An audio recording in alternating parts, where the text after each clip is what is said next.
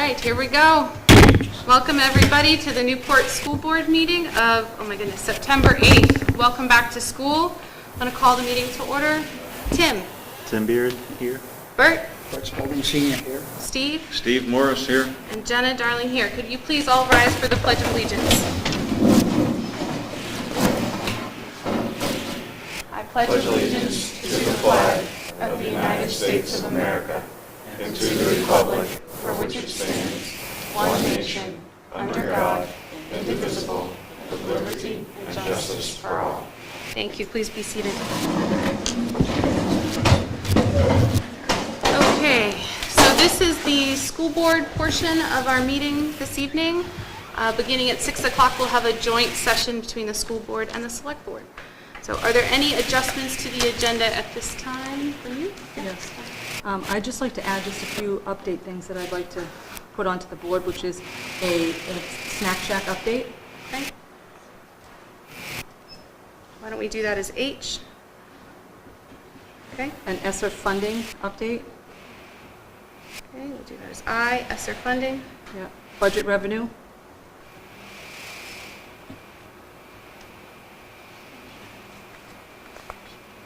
J. And transportation. These are just Budget. informational things. Okay, J is budget. K, I'm sorry, you said was? Transportation. Transportation. And they're all informational? Yes. Okay. Are there any other adjustments to the board before we take action on these? Okay.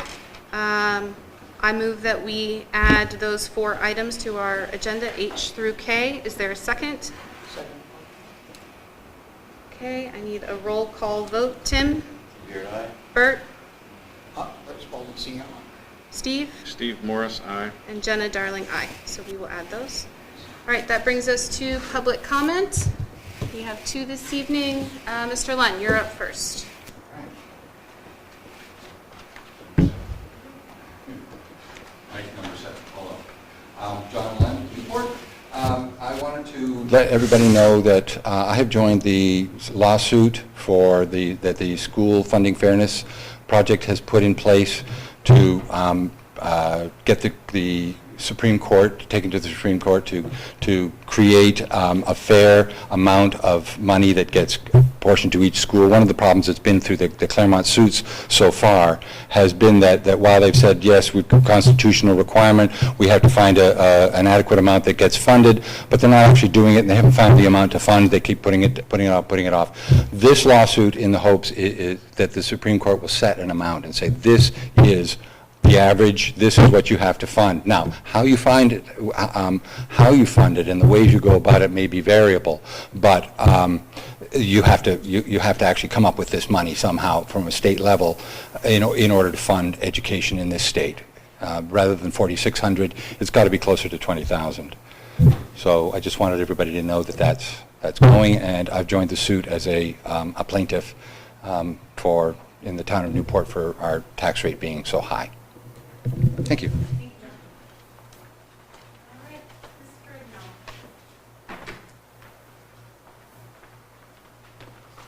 Lisa Frigno, I don't want to take up too much of your time because I know this is a busy night, but I cannot let this opportunity go by without recognizing the hard work of Newport District staff.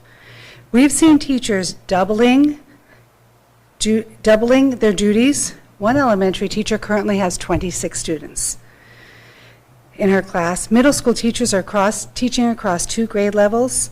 Special education case managers are trying to manage several grade levels at once. Preschool and special education teachers are working to cover long days. Support staff, parapros, as we call them at Richards, are stretched, trying to meet the needs of all of the students who do not have a para.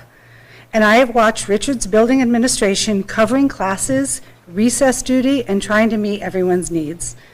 What I see every day on the part of our teachers, paras, food service workers, custodians, administrative assistants, and transportation and administrators is a dedication to Newport students.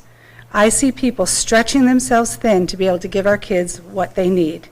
I'm so proud of all of them.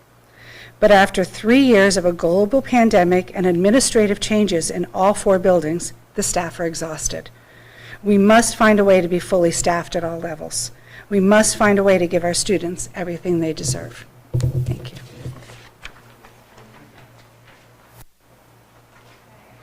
I believe anybody's on Zoom. No. All right, that will bring public comment to a close. Let's move on to minutes. We have the public minutes of August 15th. Is there a motion for those?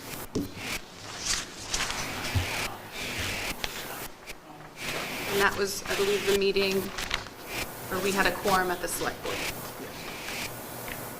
I would move them, but there, I believe there are substantial changes. Okay, so Bert makes the motion. Is there a second before we have a discussion? Second. All right. Mr. Spalding, go ahead. Okay, three things that I think need to happen to this set of minutes. My number one is to retitle it to the school board meeting. Number two is we did not do a motion to adjourn, so we're still in working. And we couldn't do that because we had no quorum. The minutes as they are written as a joint meeting, which it wasn't. We didn't speak on an agenda item, we spoke in the open forum. So I do my stuff the day before the meeting, which is probably not a good idea because we wind up here. But I'd like to see these tabled to the next time and figure out how we should do it. What would be the most correct, the best way to do it. I agree. I think calling it a joint meeting isn't quite accurate as it could be. So I am fine tabling these minutes, and then we can fix them. Do you want to withdraw your second, Mr. Spalding? Or Mr. Beard and then Mr. Spalding? Yes, I'll withdraw my second. Okay, I withdraw and make a motion to table. Okay, is there a second? Second. Okay, all those in favor? Aye. Aye. Opposed? Abstained. All right. Steve abstained. And then the minutes. Oh, yes. Would you like me to correct that header before the next meeting, or to leave it the way it is? Because that was the one thing that was stated. I think the header could be corrected before the next meeting. I think that's fine. I would just state it, if it were me, just as a meeting, a selectmen's meeting in which, there's a quorum of the school board present. Mr. Spalding? And I think we should end it, page 4, where, yeah, right where, it goes to community center. Yes, just prior to communications is where it says that myself and my son left. Okay. Thank you very much, Maura. Thank you very much. That brings us to the board minutes of August 25th. Is there a motion to accept those minutes? So moved. Okay, is there a second? Second. Any discussion? Two issues. Mr. Spalding, go ahead. Right at school board members in attendance. It lists Mr. Morris, who was AOL, to use a military term. I was late, yes, sir. Yes, well, I have the word late. You were peeking. So to put late there after the word vice chair. And then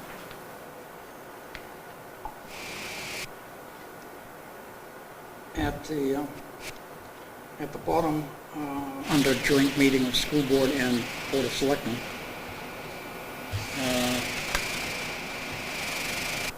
should Wilkinson and Spalding be Wilkinson and Morris? Yes. Because it says later on that Mr. Morris came online at 5:40 something. Yeah. And so I'm thinking that I was not, I had to have been, didn't I? Because he wasn't there, there was 4 members, and the 4 members are there, so I guess that has to stay. Okay. Because Mr. Morris wouldn't have been here to abstain. Okay, so that one is correct. That's one, and the second one is on page 3.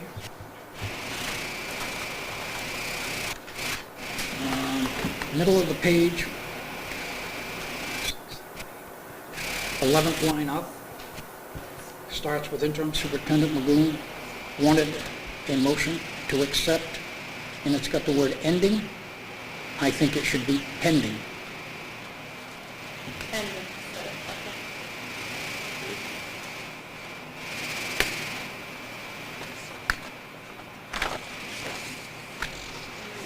Any further discussion? Okay. If the board agrees with those changes, we need to withdraw the original motion, move it as amended. And, repeat the last one, and those, 11th down, and what exactly? 11 from the bottom. Oh, 11 from the bottom. Yeah. It says interim superintendent Magoon wanted a motion to accept ending the changes. Should be pending. Yes. Do you want to withdraw your second? Yes, withdraw my second. Bert? Yes, withdraw. Okay, and a new motion to approve the minutes as amended. So moved. Okay, second? Second. Okay, all those in favor? Aye. Opposed? Abstained? Abstained from Steve. Thank you very much. Okay. That brings us to information and action. School book, Richard's handbook. Yes, so on Friday, I sent everybody a copy of Richard's handbook, As well as a summary page of the changes. Tonight I'm asking for your approval to move forward with the handbook and the proposed changes. Tonight I have Rob with me, the elementary school principal, and he's ready to answer any questions you may have. Okay. All right. Are there any questions from the board? Comments? Comments from the board? Go ahead, Mr. Spelman. The handling of the cell phones, I thought, was apropos. At the last meeting with the high school, I saw what they did as respect for what to do and how to use it. But at this young age, no. Learn not to. We don't need that interference in the class. That was my opinion. And so that was the strawberry shortcake I found in here. Page, buried somewhere in the middle of this book that I had to read. I thought it was great. I had no issues, no questions. I thought it was a cohesive document, so thank you. And again, I love having this page. We could have that every year. That makes it much easier. Any other questions or comments? Steve? Just what, PACE, I didn't see what was removed from the PACE, I might have missed it, but with the PACE initiative? I can't speak directly to that, other than an initiative that we had for assessing students' performance. And several years ago, I believe, we moved away from the PACE initiative. Okay. Yeah, So we have been using it? We did in the past. I don't know necessarily, actually. the state regulated. Right. Okay.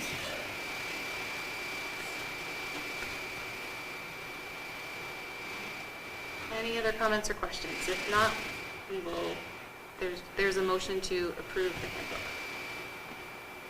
So moved. Is there a second? Second. Steve will second. All those in favor? Aye. Opposed? Abstained? May I make one comment? Absolutely. So I can't say it any better than Lisa, but I just want to share with the board that taking on the responsibility of the principal of the Christian school, I didn't take it. So I've been amazed, and even though I learn every day I walk in there,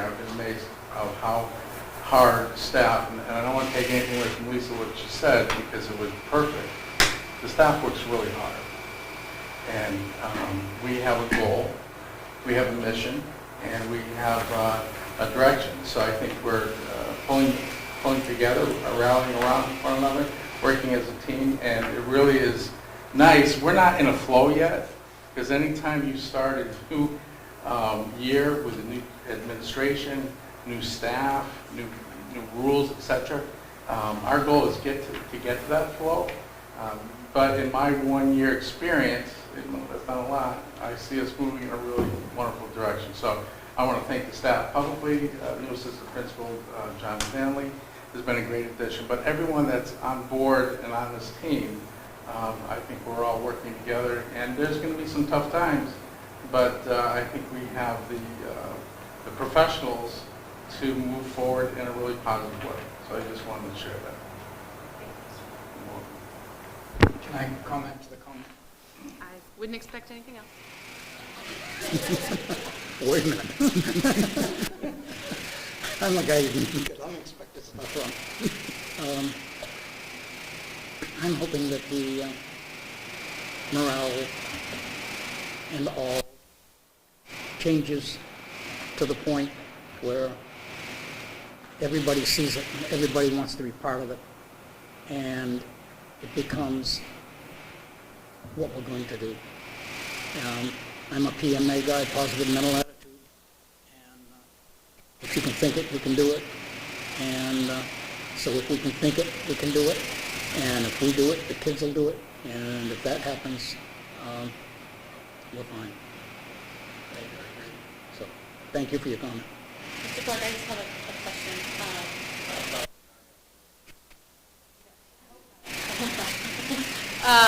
It was so great going into the orientation evenings and just seeing all the parents there and the kids there and administration there. It was wonderful.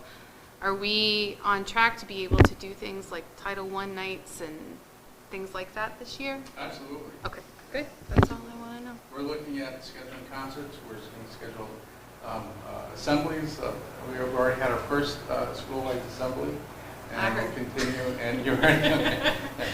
We can talk later, but but no, we want to encourage more participation and family input. Perfect. Wonderful. Thank you. Yeah. Did you have something, Tom? Yeah. Okay. All right. Thank you very much. That moves us to Primex.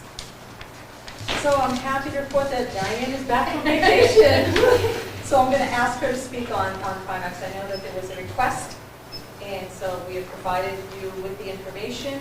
You should have also in your packet that wasn't sent to you, the breakdown of 7 years. Of previous. Yeah, previous 7 years, yeah. And the reason I didn't go to 10, Bert, is because we changed insurance companies the last 3. And I figured it out 5 minutes before I headed here. So, in New Hampshire, what it was Property Liability Trust was the other insurance, and they dissolved in 2015. So they no longer exist. So that's why I only gave you 7 years. So Primex that we were with for 7 years, I have all the information. And what this sheet is doing is Primex is a risk management insurance. So they want to include our information in their business portfolio so that they can get the best rates. And what they're saying in this contract is that the maximum they can increase is 9%, but it doesn't mean they're going to increase 9%. That's the cap that they're telling us. If we sign and agree for 3 more years, the maximum they'll increase is 9%. Their history has not been that they've been increasing that much. In fact, the year of COVID, they went down quite a bit because our buildings weren't open, so our risk wasn't there. So any other questions? Are you saying that's the year it went down to 52,972? It was the year that the buildings were closed, and so. Go ahead, Bert. Over the 6 years, there are 7 entries, but 6 years over that time period, down $8,919, which is good. To the low, $11,594, and high to the low. So we're heading in the right direction with it. The question is, to what is offered. If we look at what we have there, I can see if we go from the 78,801 in 16 to the 81, we're, what, $1,000? We don't come anywhere near the 9%. Right. And so, without this, I would see us continuing in the same place. With it would be like having an umbrella in the car. Well, with it, it just allows them to use our information to get better rates because it's part of it. It shows how much business they have. It's the whole state. Everybody is. Everybody's in Primex between, yes, Pool. right, That's a better way to put it. And so anyone can swim in the pool. right. And those who drown are going to take money out of the pool, and those who don't are going to pay for it. But the question is what does the 9% ceiling offer us? If we don't hit 9% this year, They're just gonna raise it, it won't happen otherwise. right, but because- they wouldn't raise it 9% if we're only gonna have a 2% increase. They'd only raise it 2%, they're just saying the max would be 9. So if they went up 13%, we're only gonna raise it 9. Right. So I understand the carrot there, but I don't see what it benefits us. I really don't see this as the contract language of what we would have to do, what the criteria are. So that information, in and of itself, I say, we're okay. And So you don't want to start to use us as part of their business. so if there was something greater other than the 9%, like we were getting 9% ceiling, but we're going to get this coverage that we don't have, let's say a new coverage, something of that nature. Not enough detail to convince me that that's worth signing, but I'm only one of the board. I mean, the numbers show that the fluctuation isn't that huge of a difference. It's tough to say, yeah, let's sign on, because I feel like, and it's just maybe me, but saying, yeah, we'll sign on up to 9%, I feel like, oh, okay, so this year it'll be 8%, it'll be just a little under that incentive, but, or if we don't sign on to this, you know, I mean, it's if we don't- 13%, right? If we don't sign on, it's just not, we're not part of they can't use us as part of their risk evaluation because they can't prove we're part of their business. Which, honestly, we're part of their business anyways, because Primex is the only insurance you really have for municipalities and school districts. So, I don't, The pool is going to change. Right. We're still in the pool. we are, right, We're just not in the 9% group. right. So Those if we swimmers have, are down at the deep end, we're at Right. the shallow. so if we don't sign and we have something major happen and we get sued or whatever, and we have a 13% increase, we go up 13% The following year. the following year. So that's the only protection, is if we're putting a max on it. Is there a oversight on insurance when it comes to public, municipalities, like oversight where they can't be like, well, hey, you had 3 claims this year, or 5 claims, or I don't know, whatever, but, and all of a sudden now we're going to double your rate? I mean, is there some sort of oversight that, Well, the state has a commission, insurance commission, that watches that stuff. That's how come property liability trust dissolved, because they ended up into some kind of issue with the insurance commission, and they fell apart. I mean, part of me thinks there's no risk doing it because it can't exceed 9%. The other part of me is like, signing it, it's almost, yes, we're giving you permission to, as long as you don't do 9%, we'll be happy. It's still But based on that claims. percentage is based on Claims. our claims. So if our Right. claims stay level, Right. the assumption would be that we should not go up Right. 9%. So to me, it does no harm in signing it. That's my plan. Because then you would have an argument with the commission saying, we had no claims and they bumped us up. Right. and we didn't sign it, but Yeah. we, so are we being punished for not signing this? When you say part of their pool, what kind of information are we providing them? Well, they look at our claims, so, Oh. so they're looking at how many claims we've put in, how many, if we're a risk to them, basically. But I mean, is it like giving them access to student records Oh, and no, all no, kinds no, of stuff no, like no, that? they only have access to any claims that we filed with So them. just claims, Yeah. not, If we had a lawsuit, so they'd have access to a lawsuit that they may have to pay out on. I would make a motion that we sign the Primex agreement, That we do. that we do.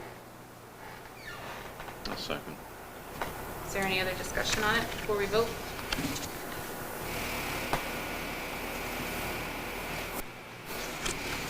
Well, I just highlight again that if we sign it, then it's just opening, I don't know, they have access, I don't know why they wouldn't have access to our information anyway if this is the only They do. provider. Yeah. They're not a new provider, they're the Right. same provider. And I just think if I mean, I don't really goodness see a knows, catch. heaven forbid something happen and our claims go up, then we've just shot ourselves in the foot. Somebody falls down the stairs this year and has a massive head injury, and the bills go far more than there. We don't see it this year. It then goes into the pool of everybody else who's in the pool, and it is dissolved, for lack of a better word. And we're subject to that right now. We could have another school district do the scenario that I just talked about, and the pool has to pay that money. So it could go up more than 9% theoretically, if we're not signed on. Yes, It's not even because of our own claim, because of other claims. and, It's a risk pool, the whole, everything. and there'd be some percentages in there. Let's say now, just use each one of us as persons as a district. You have a bad fall, we have to all contribute to what's happening, and it's 15%. The first three over there, they were in the group of 9. Then we have to make ours plus the difference. That's what it really is. So it's, I guess I'll say after all I've said that I'd like to read more about what their deal is. Maybe their deal is all of what's here.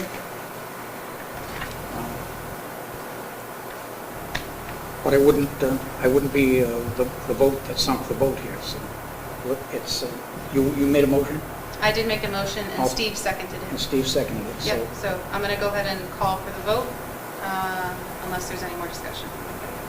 Go ahead, Tim. I would just like to say that the reason for the vote, and depending on how the vote goes, but with the uncertainty in the future of insurance and everything else in the world, this locks us in for the next 3 years of a maximum increase of 9%. Per year, correct. We haven't seen that in the last 7 years. Any sort of percentage has actually gone down, but the reason we're considering this to the taxpayers is to protect ourselves from not having an increase of 11, 12, 13, 15, whatever percent. Although I'm just kind of skeptical and I worry, like, well, are we just going to sign on to 8% because we agreed? However, if we're looking out for the best interest of the taxpayer, and I believe this does offer some protection, at least to not be paying more than 9% anyways. Were we signed on to this before? Yeah, we've had Primex since 2016. But I mean, the 3-year, No, no? This No. is for districts that are in good standing. Okay. so I'll solve the problem. I'll vote yes. Great, now we can blame Bird. All those in favor? Aye. Aye. Opposed? Abstained? I will, okay. I'll And just for send that later. those who think it's playing games, it's not. It is the discussion, the thorough discussion of the business that we do so that we all understand and can vote intelligently. There's, the 9% costs us nothing unless everybody drowns in the pool. Okay, so that brings us to committees. So with Tim on the board and the change in administration, it was brought to my attention that we need to relook at the committees. So I have brought the sheets back. Currently, policy, Steve and I do policy with the superintendent. Previously, we had a rotating finance committee where 2 board members met each week with our business administrator just for a brief update. We said that we were going to do that, and now that Diane is back from vacation, we can keep that schedule going if that's something the board is interested in. Transportation, Bill had asked to be on that, and then I also have Diane and Howie on that as well. Let me give you one of these. I know that you have that, as well as Diane. So negotiations was myself and Rhonda Callum-King, who's no longer on the board. So Bill has offered to at least do the support staff contract negotiation with me.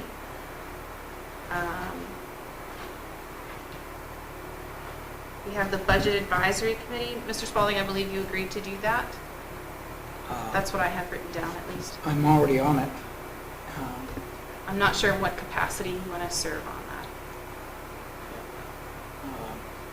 It's nothing you have to answer today.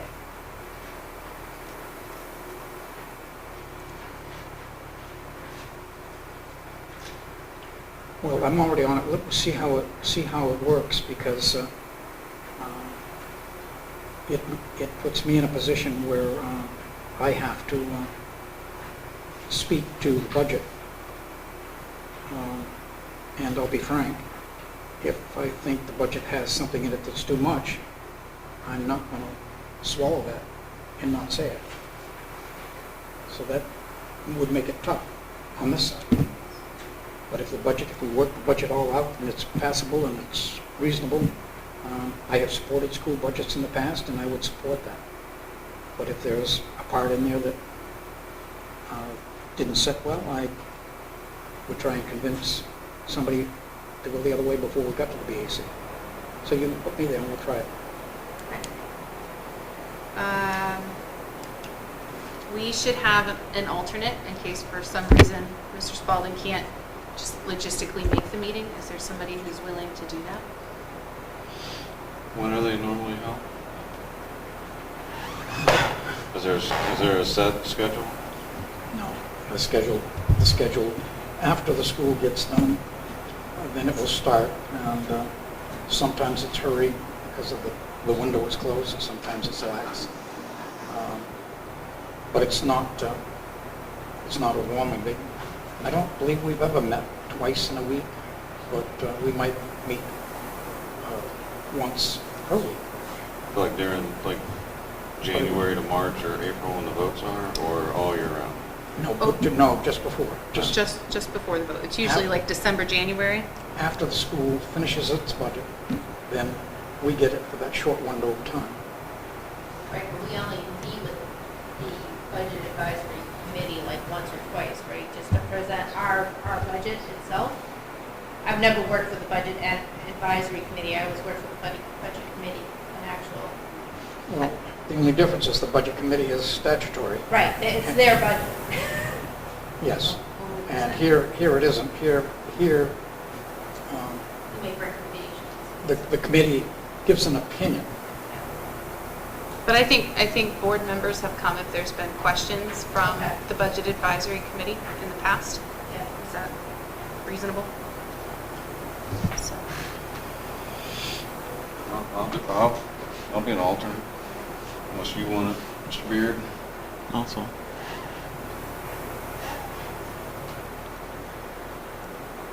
all right, and we just have legislative watch, which is usually the superintendent. Myself, I'm on it, but I don't have to be. I guess I kind of already am with policy. It just kind of goes with the territory. We do have an NCTV committee, and was John Lunn, and it used to be Jen Opolinsky that we need a board rep for. And John, how often do you guys? It's 4 times a year. I asked if, a teacher to be on, and I'm wondering if teachers, Ed, Mr. Oberhofer? yes, Mr. Oberhofer, I asked if he wanted, he would like to serve if possible, rather than have a board member, but if you want to have a board member, that's fine too. No, that's fine. I just had it as a. Because he attends these meetings a lot, so Yeah, I thought okay. that might be appropriate. He's interested. Okay, thank you, Mr. O, I appreciate that. And then you are on this, still on the CTE committee as well, right? I am your alternate for that, but Mr. Beard, I'm wondering if you would be a better alternate for that, just logistically and time-wise, would that be okay Sure. for you? Yep. Okay. And then previously we've had a grant committee, a volunteer committee, a local advisory committee, and a communications committee. And none of those committees have been active since I've been on the board. So something like communication, I would be interested in moving down the road. I think that's a great committee to get community, board, teachers in on, but it's not an active committee right now. Tim, is there any other place that you would like to be a part of? Because I'm happy to make that happen. All right, can I speak to that? Yes. Okay. I would do trans, but if I do trans, it's got to be by the book. We got to do it right. And I raised the bus issue here, the new and the old usage, and I just disagreed with what was espoused. So I might be tough to swallow, but when you're running equipment, you run it for its longevity, and we're short, what, two bus drivers at this point. So I don't know whether it needs oversight or it would reject oversight. That's a question I don't have an answer to.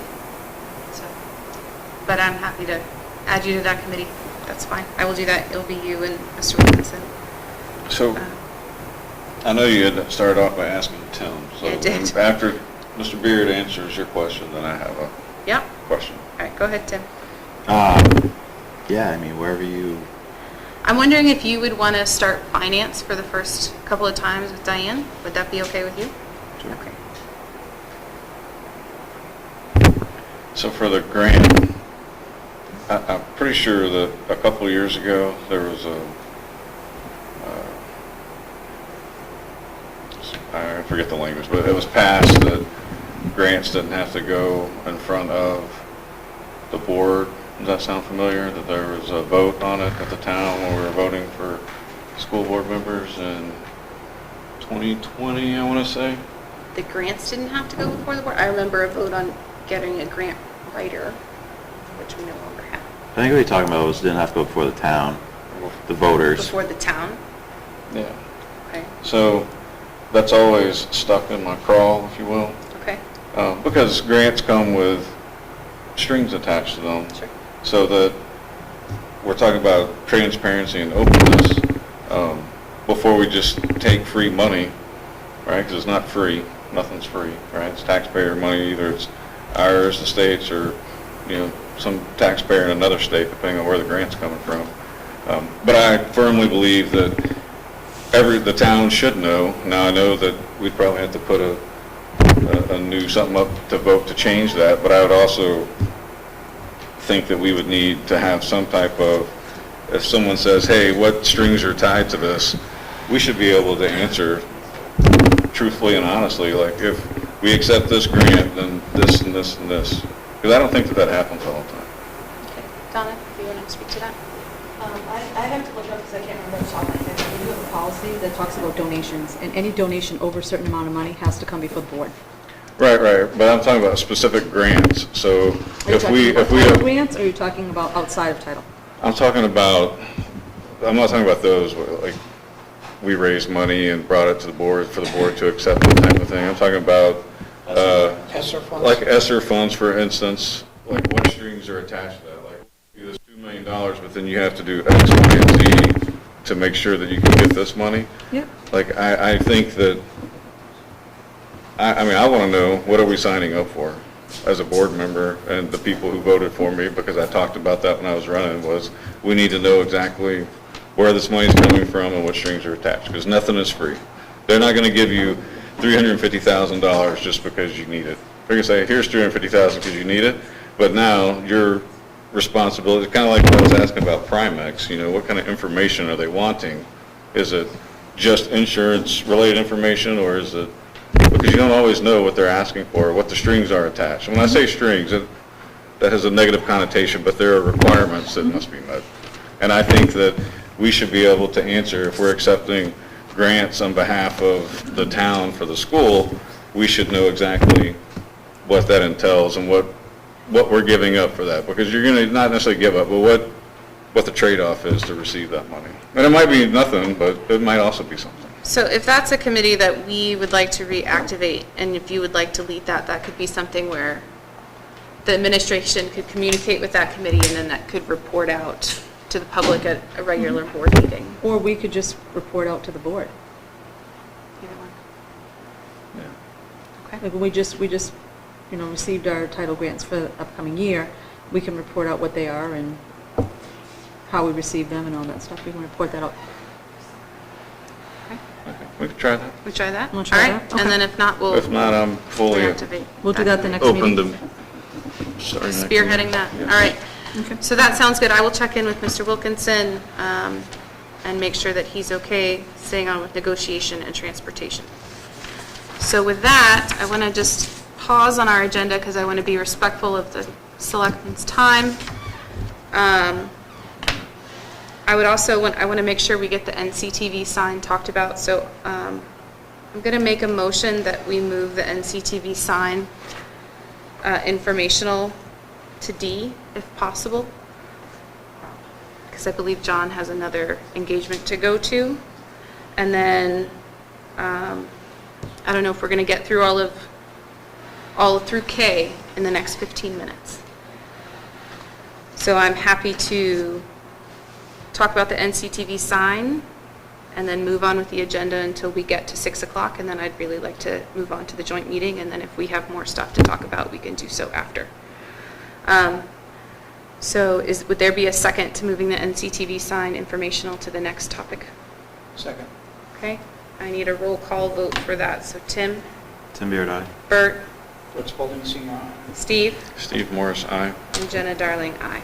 Okay, so let's move on to NCTV. All right. Donna, let's see, we have a picture, right? Yes, you do have pictures, and John's going to speak on this. John, I provided them with the two pictures of the new version of the sign. Okay, I sent you one a couple of days ago. Anyway, they're all close. I listened, I wasn't here last week or last meeting because there was a zoning board meeting. But basically, what's happened here is there is no, we don't need any kind of a variance because we're a school and part of the town, and so we can put whatever and do whatever we want according to the board or the town. So what it is and where it is not an issue. But the choices of, yeah, I don't know that, no, yeah, this one here with it's sort of like this. I've changed it somewhat because I tried to adapt somewhat to your font and the colors of the yellow. The signs, the toll is actually white and it looks gray in this, and the yellow is a little bit too bright. It's a little bit darker than this. But here's my reasoning behind this particular sign. One is we've changed our logo to this for two reasons. One, it matches the idea of the Sunshine Town, and two, it's a new morning and it's for NCTV. We're reintroducing the station as something that's with a whole bunch of new things that are going on. If you feel that it is too bright, and this, I think I made it smaller in one of the other versions. This is, yeah, you didn't get the most recent one. That's okay, it's close. If you don't want the yellow in the sign, then I'd have to redesign something else completely. You know, and that's your decision to make, certainly, but I can't change this design and turn it more green. It wouldn't work. So if you want me to redesign something completely different, you know, then just say so. But otherwise, I've darkened it down. I put in the font that you're using, the Toll font you've got at the top is a engraver's font that's bold. Mine is a little narrower. I did the newer version's a little wider than this to kind of make it a little different. You've got a custom E at the end. You're using the SAU is the same font. The Wheeler Gym is a different font. I did use a darker yellow. Again, it's not showing up here, but when it gets more orange, it doesn't look like a sun anymore. It looks like something else. So I'm trying to find somewhere in the middle. Again, if you don't like the design at all, I'll come up with something completely different. I could also go back to our old logo, if you remember. It's the one that's on the front lawn right now. If you would prefer what I had with the stripe of bands of color in it that looked like a static television screen going through the NCTV, and I could just use that, which would also be a lot darker than this. For me, it's the white font. That's the newest one, right? Yeah. I like the white font better on this one, and I like the bottom, the Newport Community Television, better. I believe you that the yellow doesn't quite on here what it looks like in real life. For me, this is better. Bert? I also made the green around the outside thicker. It doesn't show in this picture. Okay, all right, thank you. Bert, go ahead. You have these, John, is that what you're looking at? I thought what you were just handed. One of them has the Newport Community at the bottom, larger than the other. Yeah. Is that meant to be that way? Yes. I It's like also, this. again, the newer one that I thought I had sent you, the Newport Community Television is actually bigger than this, and the Opera House picture is a little smaller. It's just laid out slightly differently, but the elements are all the same. I like this better. The other one, NCTV, was you lost the legs of all of the letters and the coloring. Somebody wasn't thinking about traffic doing 30, 35 miles an hour and reading a sign. This one is better. But the only people that are going to read the Newport Community statement at the bottom are going to be walkers. You've got enough at the top that you could move the NCTV up further and give an increase to the bottom line. It would convey your message better, but what's here is not fatal. Right. Right, the other one is a lot smaller. And the other thing is the difference, the stark difference between the two is because we're not part of the school. And that has been a misconception for a lot of people for the years that we were in here. But yeah, it could be bigger. We could make those letters bigger, certainly. And it's not going to be freestanding. It's going to be part of the sign. It can be either way if you have a preference. But I had started with freestanding because I talked with Rodney and he said whatever I wanted. I didn't realize I needed the school. I was told by somebody that it was just Rodney would decide. But then when it came back here, I put it there. Either way's fine with me. I don't care. I think we all agreed we like the inline sign. The vertical? If I remember correctly. Yep. I can make it slightly smaller too. It doesn't have to be this size. That's just kind of, I've made it large. I made one that was full size and then I shrunk it down and just to give you a different view, but I can make it whatever size you want. I would move the sign with the following changes. Move NCTV up to increase the font size of Newport Community Television, and that it be as shown here. Is there a second? Second? Okay. All those in favor? Aye. Opposed? Abstained? I'll go back to I. The studio doesn't need to be on the hills. That looks silly. So if you move up that, like Mr. Spalding had mentioned, but it gives me a headache looking at where a studio is crossing the two hills. I see. Like, I think it would be clearer if it was in the yellow. Okay. No, I mean, that's just I mean, you don't have to do that, I'm just, that's why my hesitant is, but I like the inline and everything else, but. Okay, well, that was a win, so, all right. Thanks, John. Okay, I thank you. appreciate it. All right. All right, so we've done that. All right. SRO contract. Yep, so you have in your packets, and I will send you the updated SRO contract. Richard and I were able to come to a mutual agreement, so it's wonderful that we were able to get this moved forward for our students and staff, and so we're really excited about it. And it's my request that you please let us sign this evening. Okay. Are there any questions, discussion, or is there a motion? I would like to see discussion on what we have here, Okay. particularly someone going through it so that the listener has some sort of idea as to what we're approving and what it does.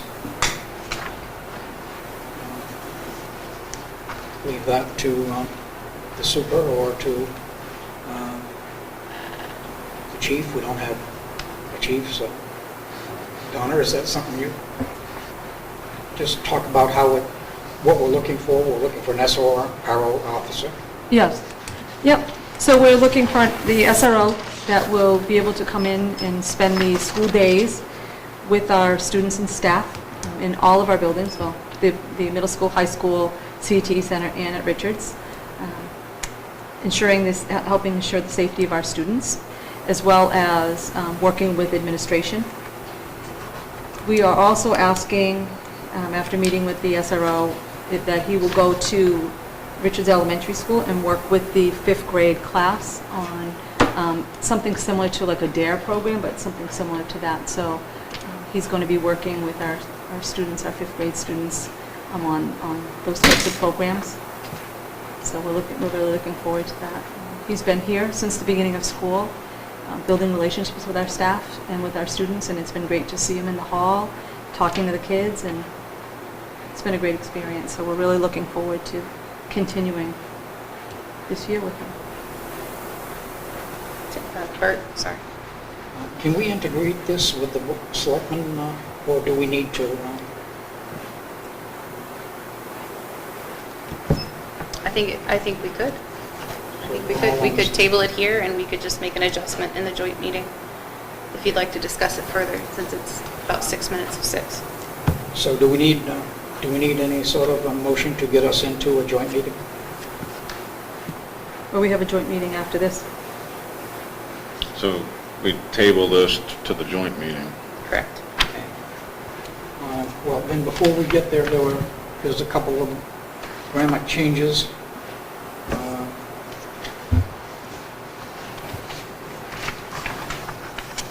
Page 3. On item 3.8. That first sentence, SROs are required to keep the school administration appraised of criminal, comma, to the extent allowable under law. I feel that something's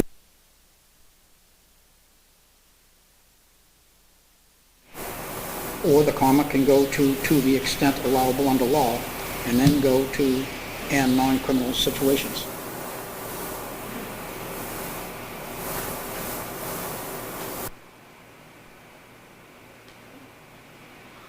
And the next one is 311, second line down. Illegal, illicit, controlled substances / drugs or other illegal / illicit items such as, but not limited to, weapons, dangerous and or legal devices, instruments, articles. Articles throws me a curve. I don't know what the articles are when I look at the things that are listed as weapons, dangerous, whatever. an article that would be significant, so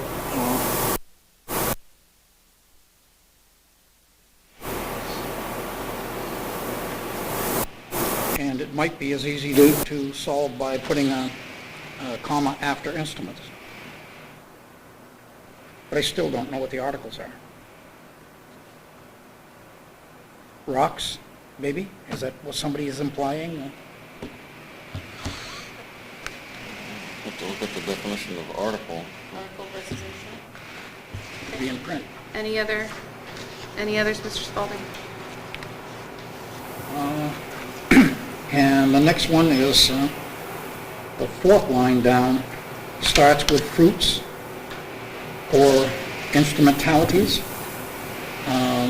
I looked at the old one, and fruits is in that one also, so are there dangerous fruits that you can throw around?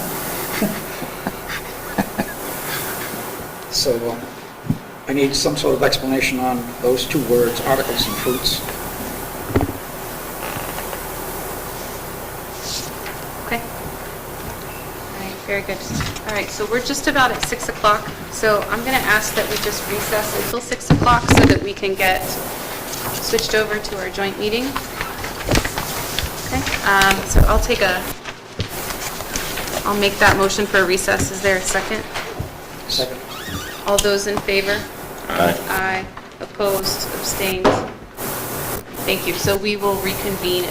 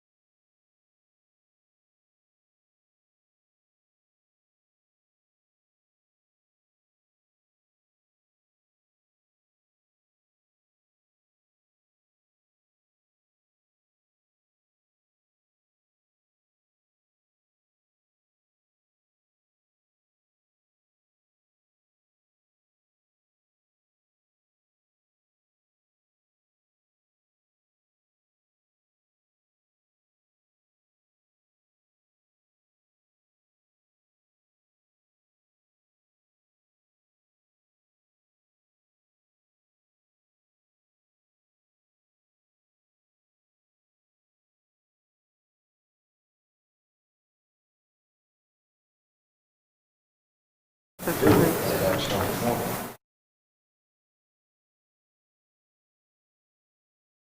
should have taken over, you could have had the gavel. No, they don't let me have a gavel. They don't let you. You're building your castle. All right, here we go. Thank you, everybody. Thank you for giving us a couple extra minutes. We are now in a joint session with our Newport Select Board. Thank you all very much for coming. So we're going to call this portion of the meeting to order. So Tim, Tim Beard, here. Bert, Rich Bowden Senior here. Steve, Steve Morris here. Jenna Darling here, Mr. Burrows, Jim Burrows. Mr. Sayer, Keith Sayer. Mr. Connell, Here. Mr. Kessler, Here. and Mr. Teller. Here. All right, welcome. Thank you very much. We are going to say the pledge one more time, so please rise. I know, listen to the groans. Here we go. I pledge allegiance to the flag of the United States of America and to the republic for which it stands, one nation, under God, indivisible, with liberty and justice for all. Thank you very much. Please be seated. The only adjustment I have is that we're going to continue with the discussion of the MOU, the Memorandum of Understanding for our SRO. That's the only adjustment I have. Are there any others from the Select Board or the School Board? The two that we had prior was discussing a capital improvement program, and you did something on there about weekly updates. Yes. Okay, also like to start a discussion as to fees for use of school facilities and such. That's the school grounds. School ground, that's fees. Okay, we have that now as school grounds and facilities. Okay. Now include fees, okay. All right, so given that we're going to continue our SRO conversation and that's an adjustment, I'll have to take a roll call vote for that. Start on this end. Tim? Bert? Senior. Steve? Steve Morris, aye. Jenna Darling, aye. Mr. Teller? Aye. Mr. Kessler? Aye. Mr. Connell? Aye. Mr. Sayer? Aye. Mr. Burrows? Aye. All right, very good. Thank you very much. Wish we had more copies of it, though. Oh, what do you need more copies of? Anything would be nice. We don't have the SRO stuff. Correct. A lot here on Primex. Well, there is in there, well, you have the entire packet for us. I sent over the packet. Got it right here, But I just don't saw think it. it's- Yep, just saw it. Thank you. Mr. Burrows, do you have one? You're welcome to have that. I got it electronically, so I... Okay. That's my check mark. So you should have the agenda. This is the one. Do you want another one?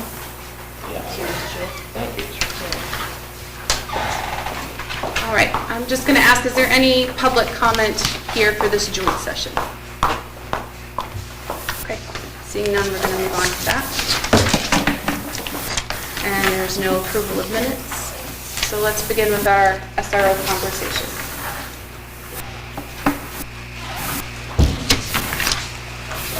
Yes, first one will be on page 2 of 9. 3.1. Sorry, you said 3.1? Okay. In the police department will assign a full-time SRO to Newport. That I find fine, and to stay like it is. I had originally thought that might need to be changed, but there is another way of doing the same thing. Going down now to 3.3. Police department can notify the principal upon or their designee of the SRO's assigned school would read better. Responsibility school, or another word there as, because we will not have an SRO who is assigned to a school, we'll have an SRO that's assigned to the district, as I mentioned in 3.1.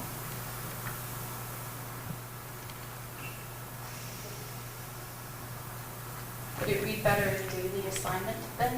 Is that what you are Right. going for? I'm having problems with the assigned school. It sounds like the SRO is assigned to one school.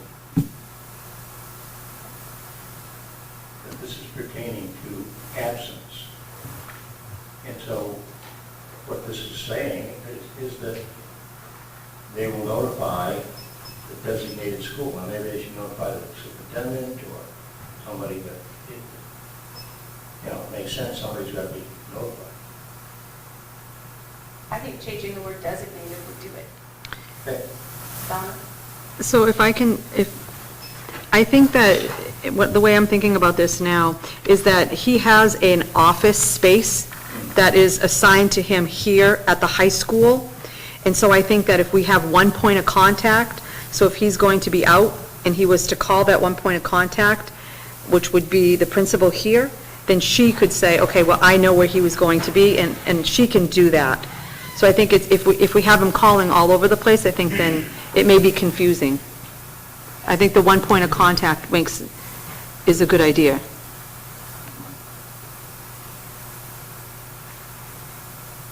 So the word assigned does what you want. Yes.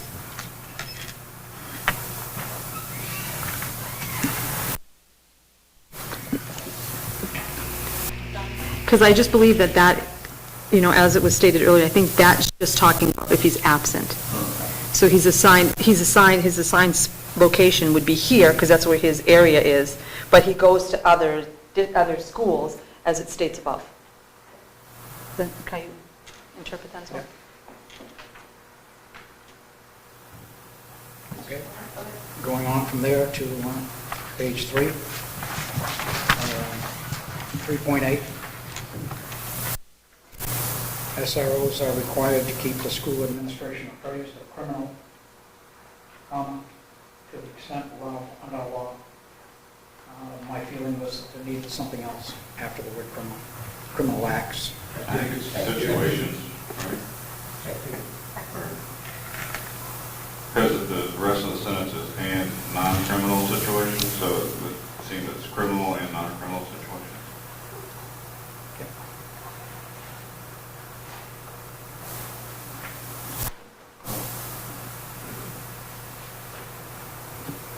And down to 3.11, same page.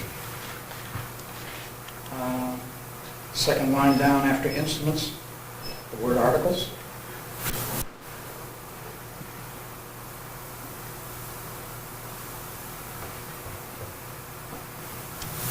Yeah, I think there needs to be a comma after instruments. Articles is actually kind of the same as an instrument. Maybe not, I don't know. I'm not a lawyer or a police officer. A comma makes the most sense.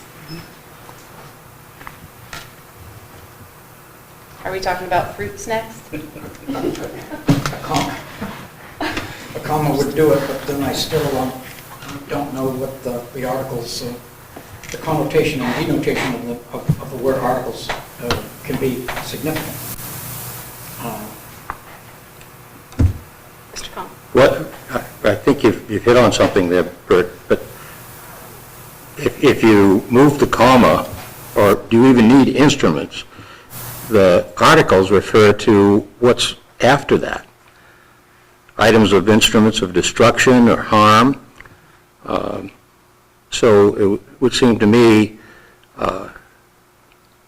you get rid of instruments and it's articles, it might be a semicolon. It's definitely repetitive. Yeah. The first instruments could go and make complete sense. Yeah. I think that's merely legalese to make reference to other stuff. It's articles. That's a lawyer's way of referring to things that don't fit into those other categories. But taking it out, or whatever you like, I don't think weakens the sentence or strengthens it anyway. I think that's just legalese. Repeat by the word. Who was the president of the shoe shop? That's an article. Pardon? Who was the president who got the shoe shop ad? National News. George Bush, younger. It's a catch-all phrase. So articles is broad, and if we want that broad, then it's fine. Yeah. With the comma. Berries would work also. Hey, I've got no, That's the end, I got no more. Just your fruits. Your fruits. The Yeah, what word fruits are fruits. bad? That is also a legal term. Is It's it? including. Oh, fruits, yes, I love Is fruits. that- That's to include. Good. Mr. Spalding, you had also mentioned that you just wanted to kind of talk about it in general so that the town knows what we're saying. Yes, but I thought we'd get, the automobile repaired before we drove down the road. I didn't know that, it seemed like you were kind of going in order, and then now that you're done. So now, fruits, do we want to do anything with fruits? Well, I'm gonna leave it in. I like it, we'll leave fruits in. What Why about make more work? vegetables? Leave the legalese in. Is there anything else from the select board on the MOU? Oh, good. All good? We'll try to like that. Not too different from the old one, Yep. Don, I'm wondering, just costs more money. Should we take action with this board here, or wait to take our action back in our... We can do it back when we... Okay, so we will do that. I think our intention of this board is to take action and get this done. So thank you to Donna and Hunter and the select board. I'm really glad that we have this. I have a question. Yes. Bert really wanted the town to have a clear understanding of what was going on. Should we be talking a bit, or not talking, but just letting them know about the financial arrangement for this? For those who listened to the last meeting, it might aid them in understanding.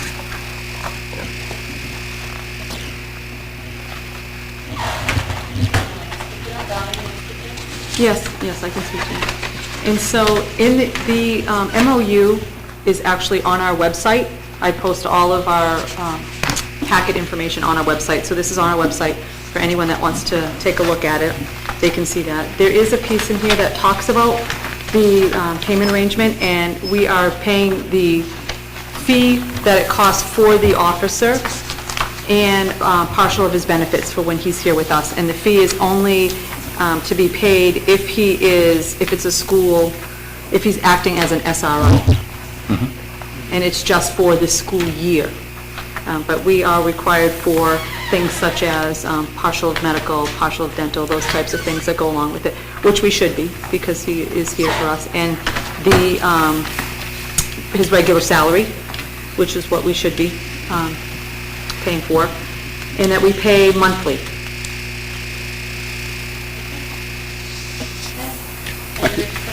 Just a little bit of history. This is something that's been in place for probably more than a dozen years, that there's been a shared financial burden between the town and the school. So this is nothing new. The 50% cost sharing, or 4951, that process has been in place for, again, a dozen years. The method for billing and paying, it used to be done annually. The big change here is it's now done.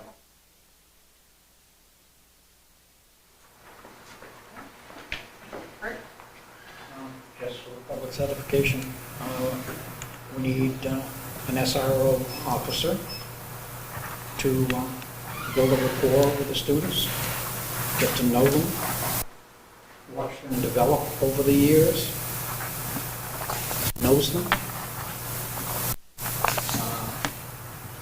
And that can be a great help to the student, the parents, other students, and the school. To see a leak coming from a dam might be something out for a burning problem.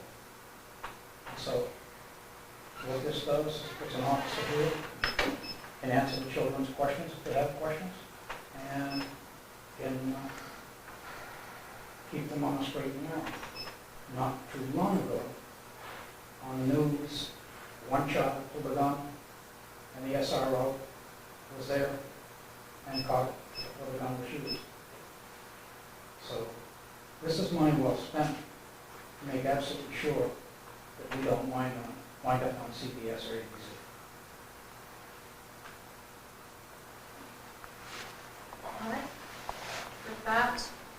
move on to capital improvements?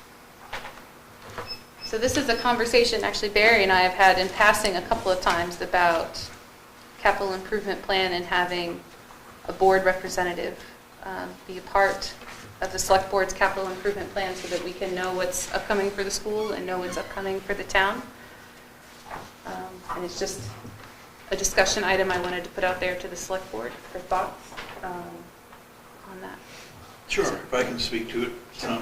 Capital improvement program is covered under RSA 674:5 is the authorization. The purpose is 674:6:6.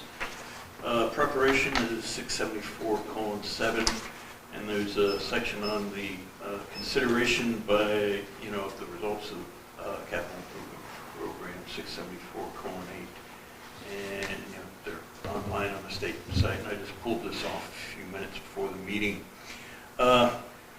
Pretty much the way the RSA is written, the capital improvement program is like a subcommittee of the town planning board. The way that works is they would have a representative planning board, the select board, finance, a couple of community members, and certainly we want input from the school district, a representative from the school district. The town has been sort of like working along with one for a while. Paul Brown occasionally cranks one up for us to show us just how things lay out and such.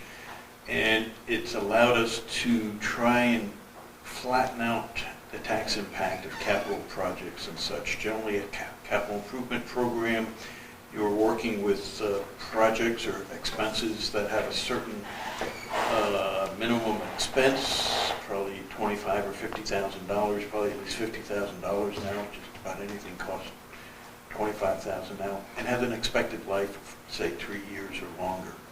So certainly capital improvements like the cost of re-roofing a school or something, or probably even school buses, fitting those in. Like on the town side, we have our large dump trucks are probably pushing $200,000 now, and we try to replace one every 3 years. We have about 6, and so we're trying to get about 18 years out of them, cycling through them.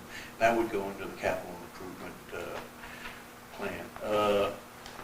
Major, changes to buildings should be put in there, so you basically know what the costs are and stuff. Things that perhaps are not part of your recurring cost. On the town side, we have a recurring item for, say, road work, about $250,000. And since that's part of the budget and it's a constant, and we certainly have enough roads to justify it, my feeling is that would not go in because you'd be putting in every year. It doesn't create any peaks in your tax rate.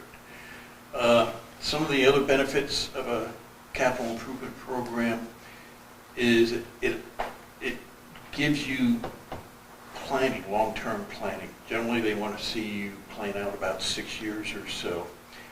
And it can also be used as a tool for inviting investment into your community. They see that you're planning for this and such, and it's a need in the community, it's in your CIP, so you're going for a grant. It can give you, probably give you an extra points or so if you're looking to try to utilize some grant funding to take care of a capital investment and, not have to put it on the tax rate. What I brought with me, this is an old one from probably 2019, and just so you can see just sort of what Paul does in laying it out, it just sort of shows some of the items he puts on there. And Paul, I think, goes out about 20 years or so there. 25, so he exceeds the 6-year thing, but it tries to lay out where things go and, look at the bottom line impact and such. Also today, looking on the New Hampshire Municipal Association site, I found a couple of articles dealing with capital improvement plans. One's called The Best Planning Tool You're Using, Capital Improvement Plans, and the other one is a capital improvements plan is not just a wish list. And I can send Jenna, I can send you those links, and that way you can have them. And I think that's about it. don't know if there's anything I missed or... Well, Paul does an excellent job with it. And the thing you need to understand, it's a living document, a document that we need to look at, and we make changes. You know, just because it says a certain date, we may choose to either move it up or most of the time kind of move it off a little bit because of the financial process that's there. And so to me, it has always made sense that the town and the school have a process together with capital improvement so that we can know what you're doing, you can know what we're doing. And then from a budgetary standpoint, we may want to make arrangements for that with that process. Anybody from our board have anything to add? I think that's a good idea, so we have some sort of plan. So too. Pop-up things aren't usually a good thing. No, usually not.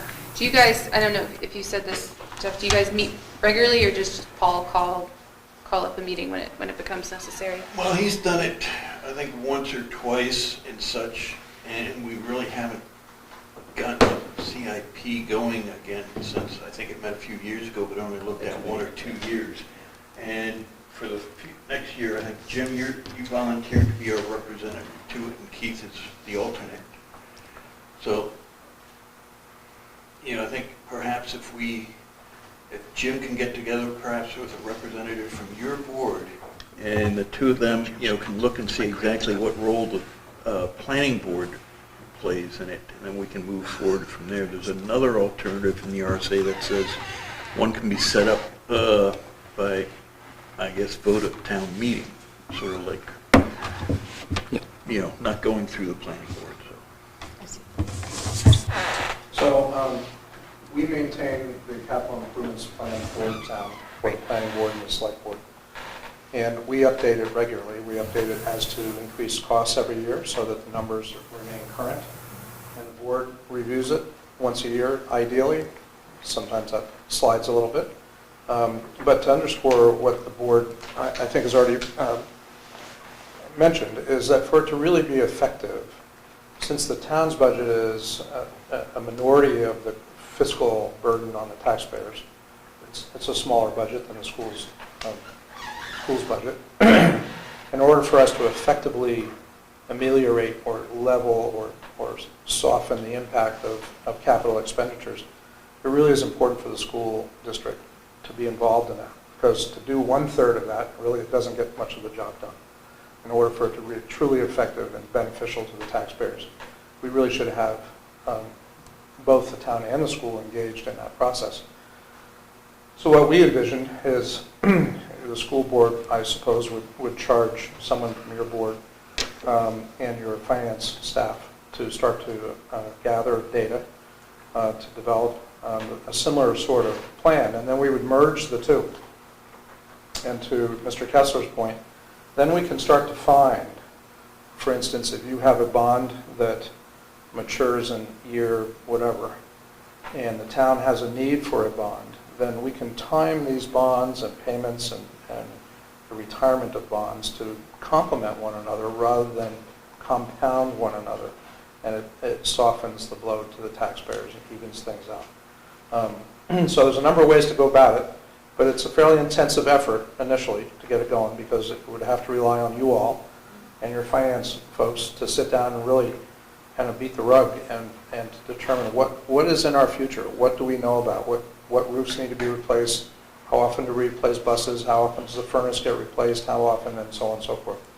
And the threshold that we've been using is that there are typically, as Mr. Kessler mentioned, things of $50,000 in value or more and have a life of 6 years or more, or life expectancy of 6 years or more. And so it does start to leave out a few things, but the things that get left out are typically things that you just budget for. They're consumables, right, so to speak. And believe it or not, it's kind of getting to the point where things like police cars are consumables because they're high mileage, you turn them over with some regularity, and there's no opportunity to really save for those because they change all the time. But we'd be happy to work with your staff and to help build a joint, and they can be separate, but together. And I think it would be a tremendously valuable financial planning tool for the town as a whole. Tim, go ahead. No, I'm just nodding. Oh, I'm sorry, I thought you were raising your hand.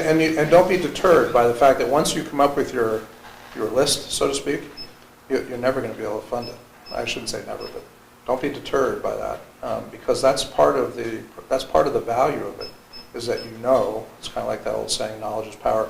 You know what's out there, and it eliminates surprises for you, surprises for the taxpayers, and we can work in concert with one another to try to make it easier on the taxpayers as we go along. I mean, I think it just makes fiscal sense for the board. I know we have a list somewhere. We will find that list. I know it hasn't been touched since before COVID, but there's a list. But I do think the charge is to first find that list, reevaluate it, and then have a board rep. And then you can come back to the town and work together. Tim, now you're going to. Now I have something to say. Okay. Yeah, I mean, this is something that if we had a roof that needed to be fixed, and the town had a roof that needed to be fixed, you know, if we both are all on the same page, we could maybe get a better deal. Like, all right, you know, contractor, we're going to give you 2 roofs. Now give me a better price. You know, if we work as a team like that, not only do we get more done, we get to save the taxpayer money or do our best to. So I think this is a very vital thing we should be doing. Okay. We got our volunteer. All right, Tim's on it. I like it. One comment, you know, we have our rep Jim over here, and you have Tim there. It would not be unethical if they basically communicate and determine how to get started on this together, because they're not a quorum of either board. They're just, you know, and they can keep both boards abreast of what's going on, and as you need to draw on more people, you know, the finance people certainly, and determine how to form an actual official committee, you know, then they can, you know, move forward. Yeah, and I would just expect him, if you can, within, during board communication, you share that out publicly. Good for you, Jim? Absolutely fine. All right, let's move on to school grounds and facilities fees. Donna, did you want to start with that one? Well, this is actually my request. Okay. Right. I'm sorry. We got a bill for transportation, summer rec transportation from you. And I haven't sent a bill yet.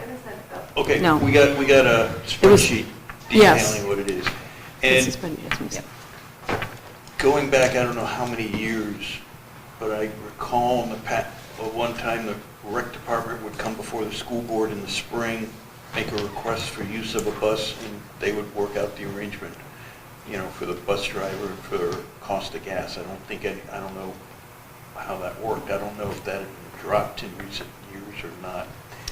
And I don't know what arrangements were made this year, you know, like how do we get a hold of one of your buses? Right. So, you know, certainly, you know, the rec department has a budget for summer camp and summer transportation, so we certainly should be paying what we owe on that. And certainly, we should make arrangements ahead of time for that. And certainly, if there's, you know, expenses for use of the gym or something, or the fields for rec programs, we should, you know, get that settled. Done. Jenna had requested I send you that, and like I said in the email, it was just for purposes for you guys to budget for next year. We were not sending it as a bill, but I believe you requested that we send you a bill. Yes, because, I mean, we incurred those costs, and the town rec department should cover those costs, you know, in part so that we know what the costs are and we can plan accordingly. Okay, perfect. I'll have Diane send that over to you. Any disagreement here? No? Okay.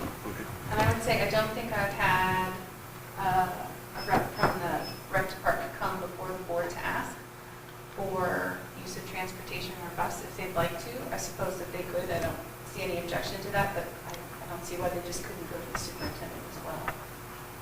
I think that's been the practice in the past, is that the department heads, whoever that might be, typically a rec department, works that out with his or her corresponding department head, subject to direction from the superintendent. That's up to her whether she wants to, of course, delegate that authority to that department head.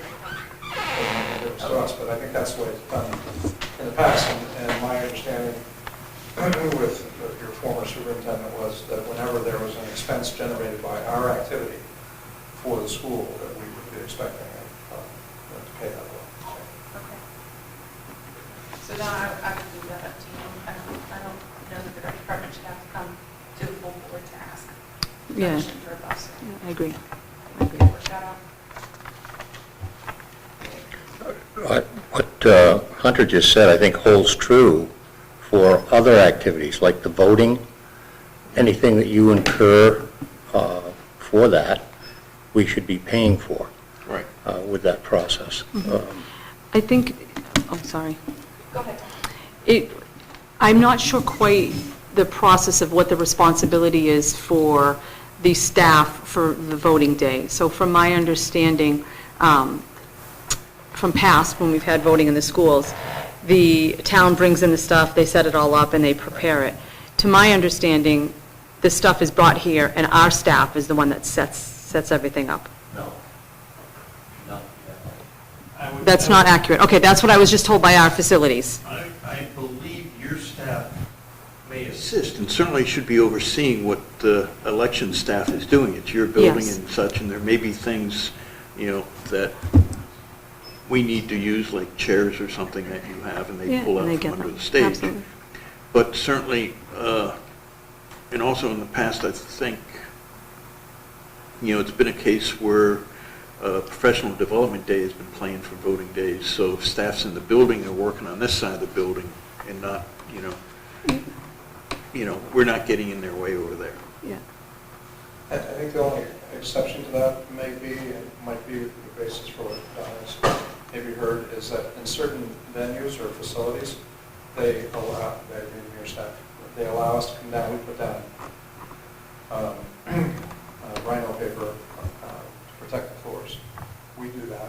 But I believe in one or two cases when we've used this gym, the school staff has preferred to use their flooring protection, and they have put it down because they know how to do it and how it rolls out and all that sort of stuff. So I think that may be an exception to the general rule that we set up and we take down. But there may be an exceptional case where if they want us to use your material, since we don't necessarily know how that rolls out and how it fits together, because there is usually a little science to that, I think that may be an exception. Okay. So that sounds reasonable.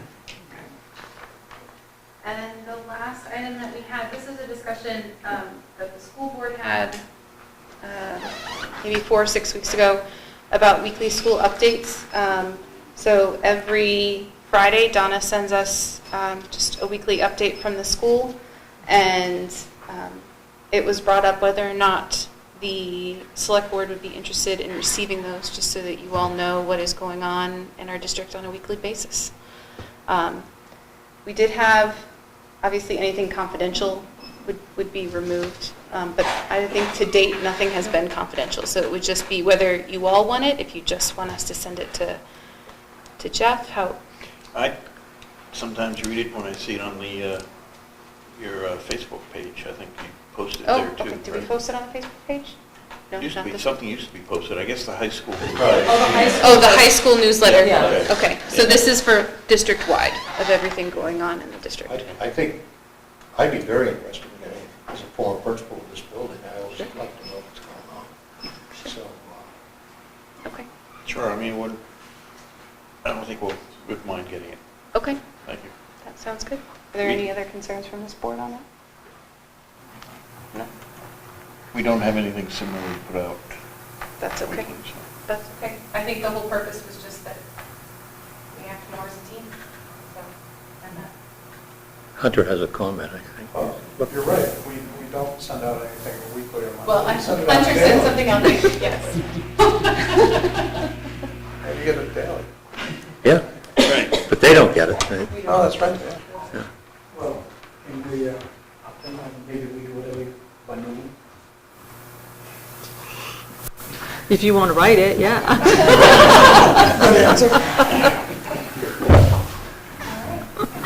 We'd watch the grammar if you wrote it.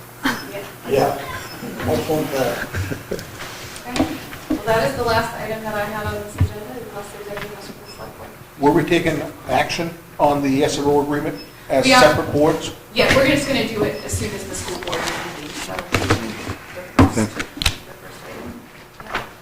Don? If I can just add, if we want to discuss when our next meeting is going to be? Any thoughts on We something could. that we would like to If do? you want to take action tonight, I guess.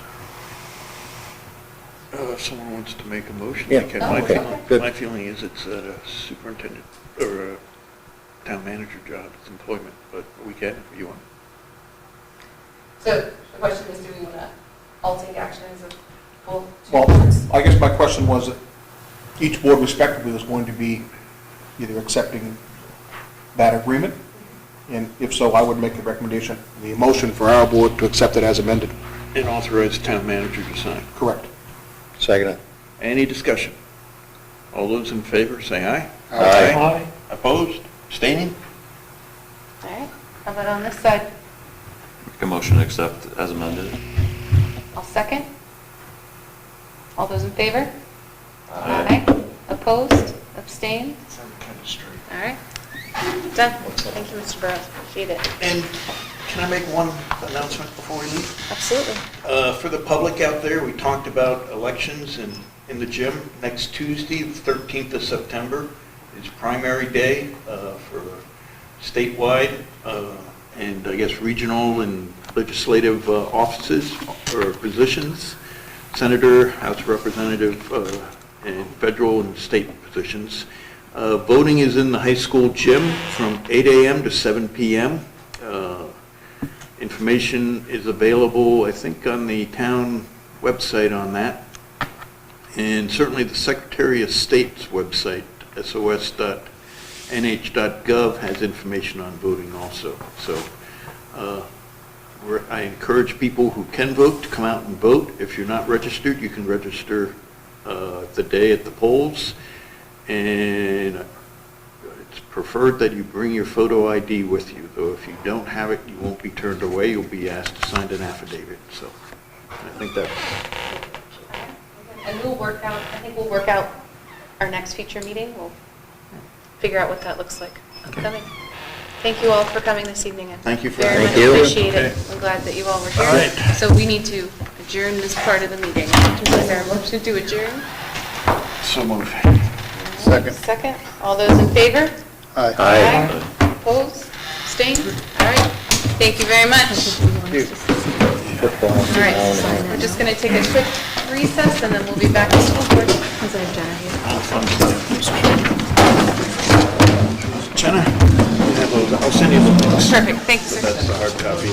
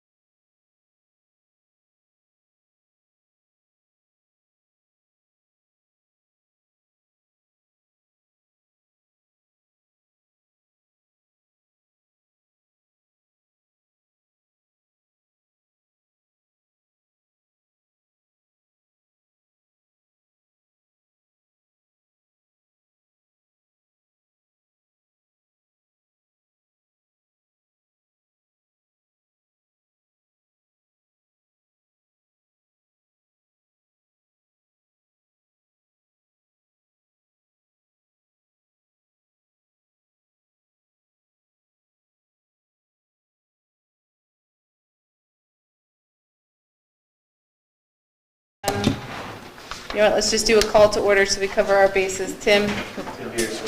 Bert? Steve? Steve Morrison.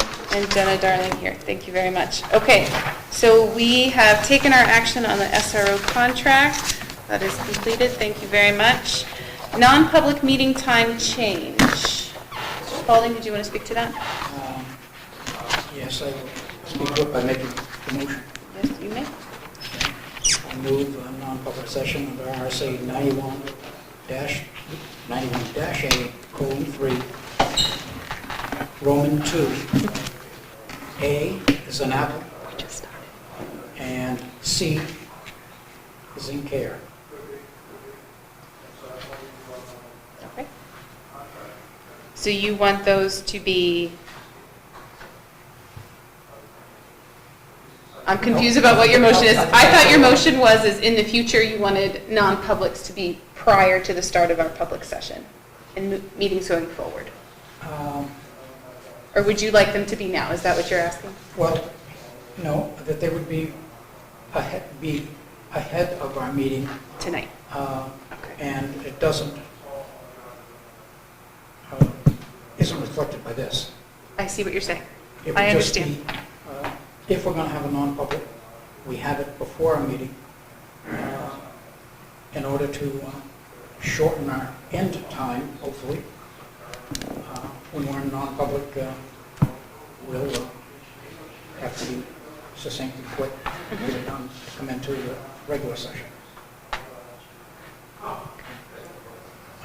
And so I guess that would not necessitate a motion, but does the board concur? In other words, taking the non-public from the end of the meeting, move it to the front of the meeting. Other people who come to the non-public, superintendent adding to her, lengthening the day.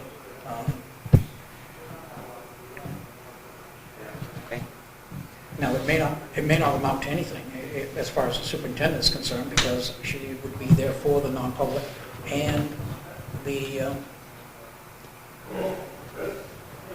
agenda. So it may not change the actual end time. My only concern is I wasn't sure with Bill not being here if he's able to make that time. Now, obviously, we won't have a non-public every meeting, so there will be times when we'll open our public meeting and move forward, but on the days that we do have non-public, does 4 o'clock work for everyone? Is the question. It does for me. Yeah, I can make almost anything work. I mean, I feel like some of the things that we discuss in non-public, I mean, I know sometimes we don't take action on, some things we do, but some of the things we find out in non-public could be beneficial before we go into the meeting, so I could see the value of doing it first.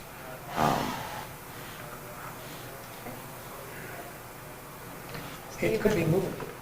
Yep, it could be, yes, absolutely. The board just needs to give consent for you, when you set the agenda, to do it before or after, as it best fits. Steve, if we had that work for you? You sure? You're pretty busy. Winter's coming, so I'll be Winter's coming, bored. Okay. I will second that motion, and we can take action on that, and I will just check in with Bill. And certainly we can, just like Bert said, move it around as needed. So all those in favor? Aye. Opposed? Abstained. Okay? All right. Student representative timeline. That was just a question that I had of when we needed to have a rep. I don't know when student elections take place in high school. It's been a while, so we had an update. So we're doing something a little bit different than versus doing it the traditional way of doing it during election time. So what we're doing is Shannon, the high school principal, is actually posting an ad in the high school newsletter, as well as she's making daily announcements. And the postings and announcements, they're asking for students that are interested in shaping the culture and climate of our schools by becoming a student school board representative. And if they are to email her by September 23rd. And then based on the number of students that apply, then she would either run an election, or if there's one or two, then it would just be the chosen, because we want two. But if there's more, then they would do an election. Okay. All right. a school election. Yeah. Yeah, democracy. All right. Very good, thank you. So September 23rd. So we'll keep that on my radar. Okay, Snack Shack update. Yes, so I'm hoping everyone has it. We'll stop by the Snack Shack to see how much our team has accomplished in just a few weeks. I'm happy to report that the Snack Shack will be up and running for the first football game. The only thing that will not be done will be the tower that's on the very top, but they're working on it now. So there's a possibility that would be, but we don't want to make any promises for that.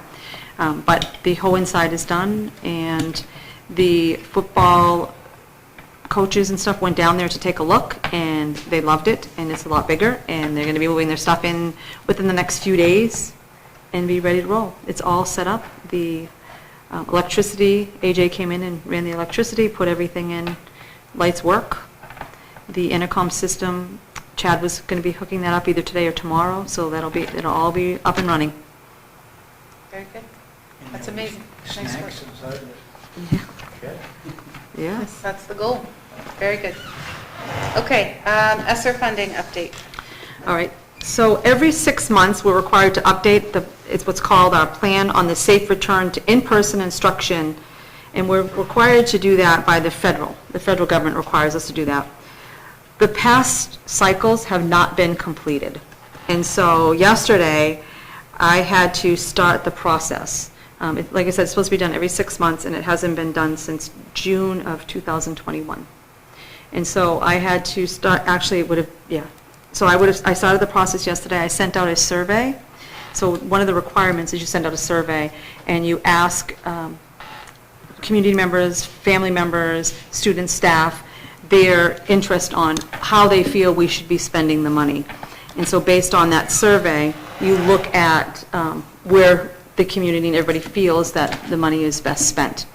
As to date, I have 217 responses. I have 50 community members, 12 students, 66 staff, and 127 family members. So, and it's just been out for a couple of days, so I was very impressed with the numbers that we have so far. A lot of it, right now, the one that's heading number one is before and after school tutoring. That seems to be the number one priority that people have in mind. But once that's done, it'll close on Thursday of next week, and on Friday, I'll have the results, and I'll report them out on the 22nd, so that way you'll be able to see how that went. Then I have to do up a form that's submitted to the Department of Education. The Department of Education has been in contact with me, and I have asked them for an extension, like a year extension. And so they've approved it, and so they understand that now I have to wait for the survey, because that is part of it, and so they understand that it is coming to them, and so they are patiently awaiting this document. So I will be doing that. Where's the survey?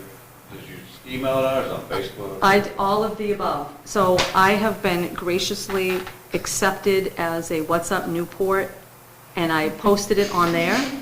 I post everything on there. We also sent out a flyer. I don't know if anybody had the opportunity to see it, saying that we're looking for bus drivers, we're looking for paraeducators, we're looking for substitute teachers. I posted that on What's Up Newport. I posted the survey on What's Up Newport, as well as on our Facebook page. It went out to all family members. It was if you had the app, it was sent to your phone, so you got the little buzz on your phone saying, please fill this out. So we've been sending it out in numerous ways. So. All right, budget update. I am going to refer to Diane, and you should, in your packet, you did not receive one, via email, but Diane pulled this together for us today, and you have this in your packet. And I'll let Diane report out on that. So basically, it's information, because I'm ready to submit the MS-24, the DOE 25, the MS-25. So those two documents are here for you to sign. The MS-24 is the revenue one. You actually don't sign it, but I just wanted to make sure you were aware of it before I submitted it. We did get the final numbers for the adequate education aid and the extraordinary grant, which changed slightly, not greatly. And then we had the actual tuition of how many students are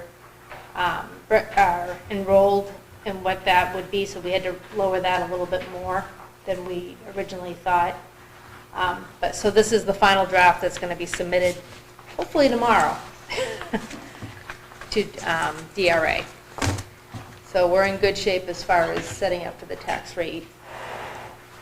And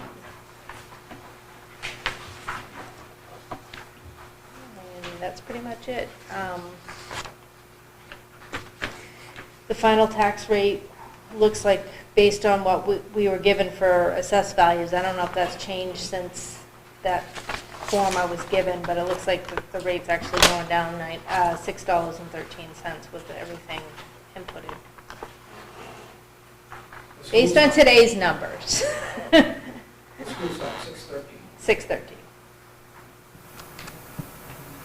Well, that's total, so it's $4.99 for the change in school rate, and then with the sweep, it's another $1.14. So that's a total of $6.13 for education.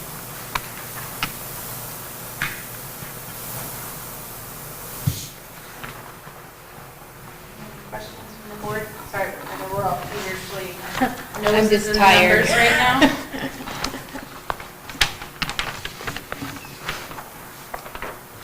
Okay, so just so the public knows what we're looking at. So it's the revised estimated revenues. The revised estimated revenues of a decrease of $295,000 for tuition. Is that correct? Yep. And then our adequacy aid was reduced By 128. by 128,535. Thank you so much.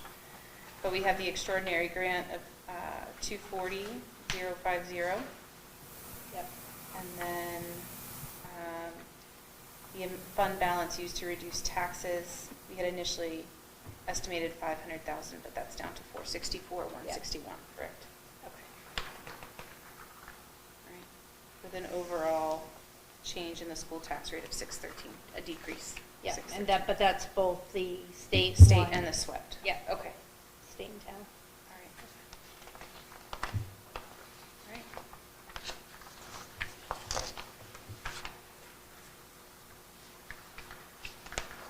I'm not used to seeing 613 in parentheses. I'm not used to the assessed value almost doubling. Yeah, well. Oh, so that's included in it? Yeah, that's including in that, yeah. Our assessed value is, and it nearly doubled. Yeah. So, okay. All right. Moving on, transportation. Sure. So, and this is, I'd like to add this as a topic for our next meeting, but I want to give you a brief overview of what we're looking at. So due to our bus driver shortage, we're currently looking at changing our current bus routes. Currently, we're picking up kids at their door, and there's no bus stops. And because of that, our bus driver, it's taking a long time for our bus drivers to do their routes. And so it's impacting our after-school activities. And so we feel that if we go back to having bus stops, it will eliminate some of that tension for the bus drivers having to go door to door, and allowing us to have transportation in the afternoon. And so we're currently looking at what that would look like. And same thing we're looking at it, I reached out to Gail and Goshen and said the same thing, because we pick up their kids door to door as well. Okay. It used to be we picked them all up at the fire station, but then that changed, and so I'm not sure when, and so I'm working with her through that. Okay. All right.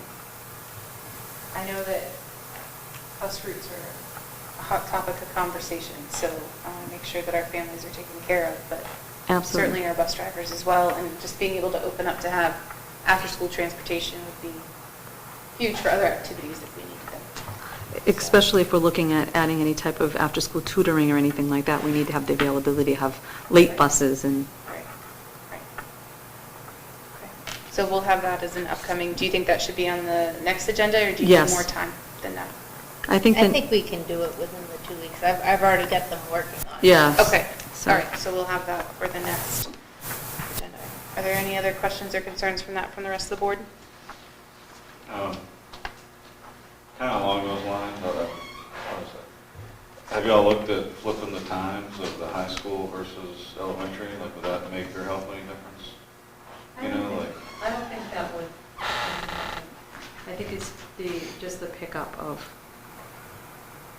how we do our pickup process.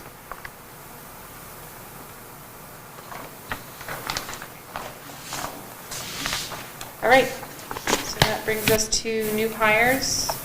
I just have one in front of me, is that the Yes, I same? know. Okay. Just the one. Okay. So I move Jenny Smith for PE and health teacher. This is for the middle school, correct? This is for the middle school, Okay. and Jenny is actually an alum. Oh, another Newport alum, wonderful. Yes. So I move Jenny Smith, BA Step 1, a salary of $36,467. second. Okay, any discussion? All those in favor? Aye. Opposed? Abstained? Welcome back, Ms. Smith. Great to have you. Do we have any resignations? No, we do not. Okay, good. All right, we have no policies tonight. Donna, I don't know, will we have policies for next meeting or Yes. just? Yeah, that's what I thought. So we'll have policies for next meeting, which brings us to board communication. So I wanted to just say that we had great opening days. It was absolutely amazing to see all the kids in the building, to walk around and see them all.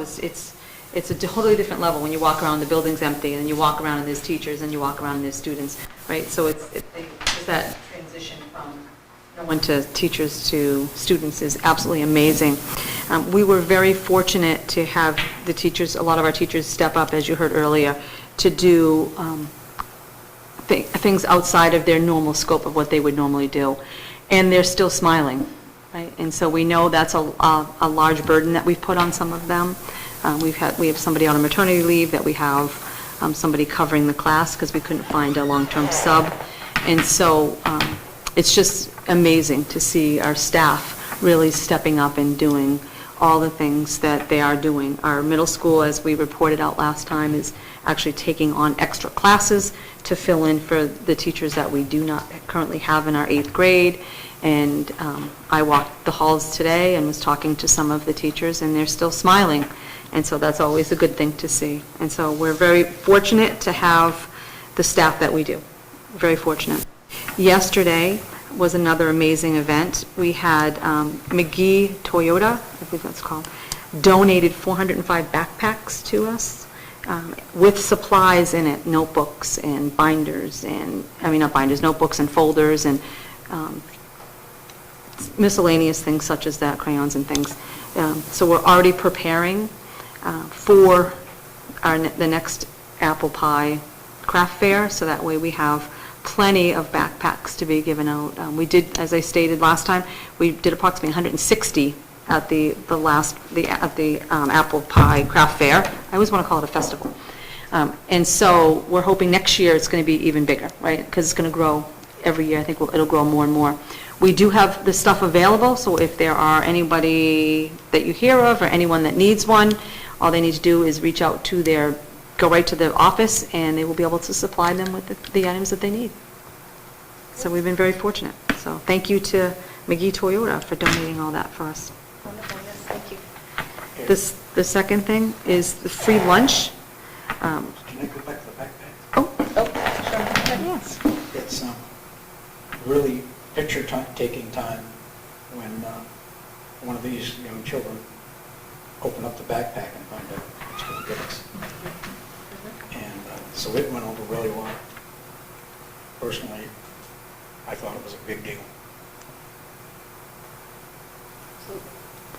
I've also reached out to the chamber, to the library, to the town, because I said I'd like a list of all the activities that are happening throughout our community, so that way we can take part in every single one that occurs. So whether we give away books or other items that are school-related, we're going to start really being part of the community, taking a big part in what's going on in the community. So the free lunch program that we've had for the last few years, that is no longer available. And so I know there's been some reports of parents may say, well, my child is going up and asking for lunch and being refused. The case that we're seeing is not that, because we cannot refuse a child lunch. What's happening is kids are coming up and they may say, is the lunch still free? And the person will say, no, it's not. And so the kid chooses not to get a lunch. Because, I don't know what the circumstances are, and we don't know who's free and reduced. But the lunches are still going. We have the applications. We've been really fortunate. We have over 200 applications already done. Out of those, we have about 49% that are free and reduced so far. And so they're still coming in every day, and so. They are all online now? They are all online. Okay. We do have our family liaisons that will reach out and assist parents that are having difficulty with filling those out.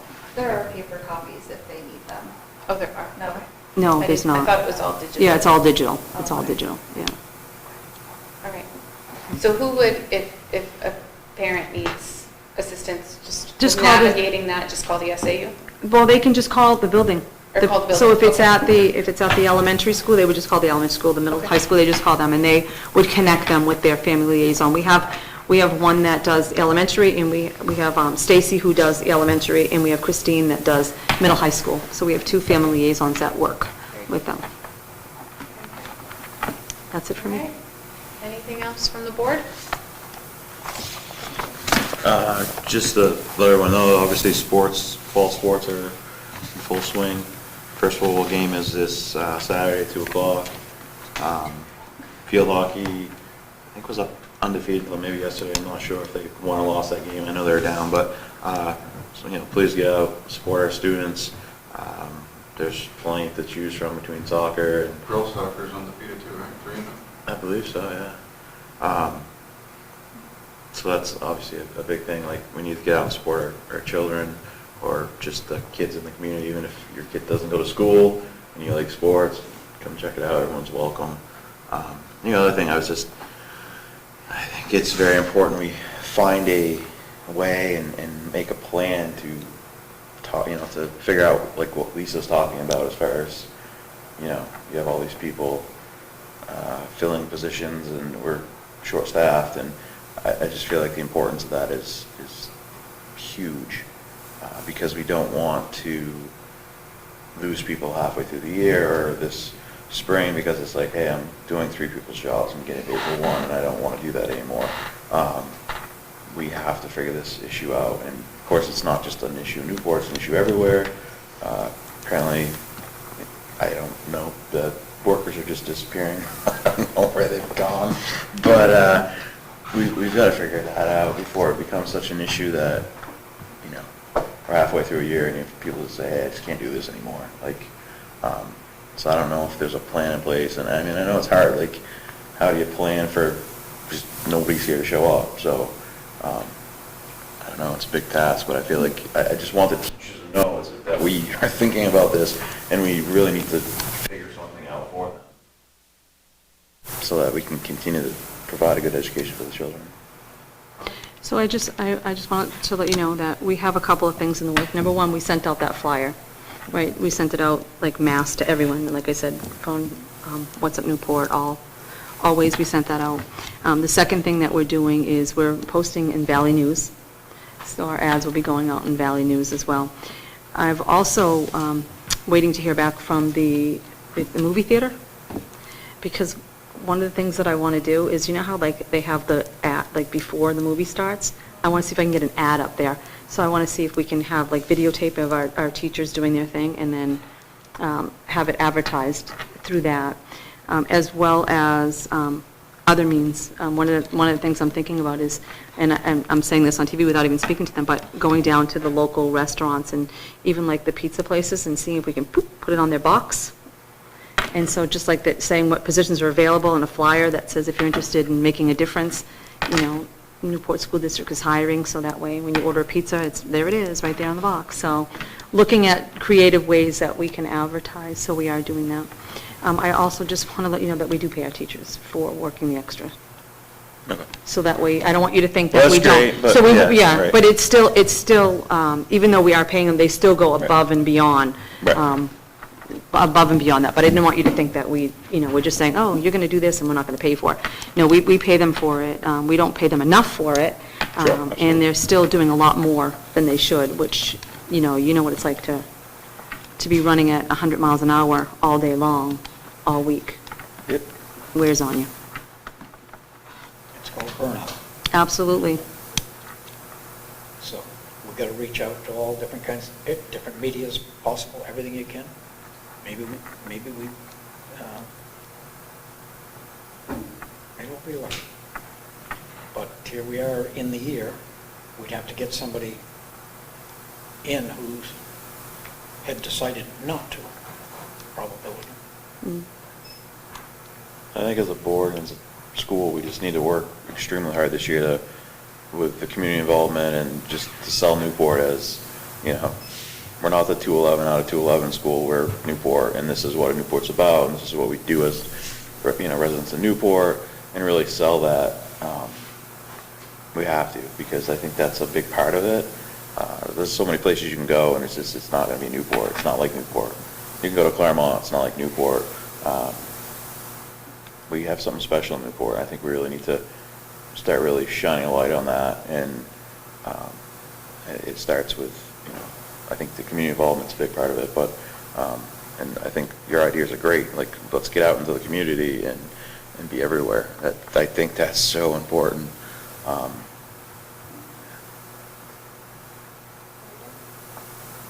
right. Steve? Do you have anything, Mr. Baldwin? Just figure we'd go down the line. I'm all set. I just want to say, you know, appreciate the patience. Knew I was going to miss the one meeting at the way I went to the town meeting. But with that being said, so I appreciate it, but I'm disappointed that I was late, so I missed the first part. Some of that was, you know, personal stuff, and the other part was the internet. My parents live, kind of like how we do out here, where high-speed internet is debatable. Yeah, you know, truth in advertising. But anyway, my only concern is, as I kind of mentioned with the grants earlier, like one of the things that I talked about when I was running was people need to be held to account. And then the high school handbook, we allow students to fail one class and continue to play a sport. And so that concerns me. Obviously, I missed that portion, but it's something that I grew up with, no pass, no play. And playing a sport is a privilege, not a right. And the education is the most important part of a student's career. So I don't necessarily know that I can change it for this year, but next year I'll be looking to have that discussion. And so I just want to throw it out there as an individual board member. It's important to me that our students focus on the education aspect. While I am a firm believer and supporter of all extracurricular activities, it's a privilege. It's not a right to get to play sports or participate in any extracurricular activities. And if you fail a class, your focus should be on your academics, and maybe the sports need to take a break for a semester or a quarter while you get that grade back up. So that's just my own personal opinion. I missed it, so I didn't get to have a discussion on it. I just wanted to throw it out here in my free time tonight. And you had covered part of the teacher, so I won't repeat that, but I agree. It's important for me as a board member to make sure our teachers are taken care of, especially across all sectors. There is a shortage of workers.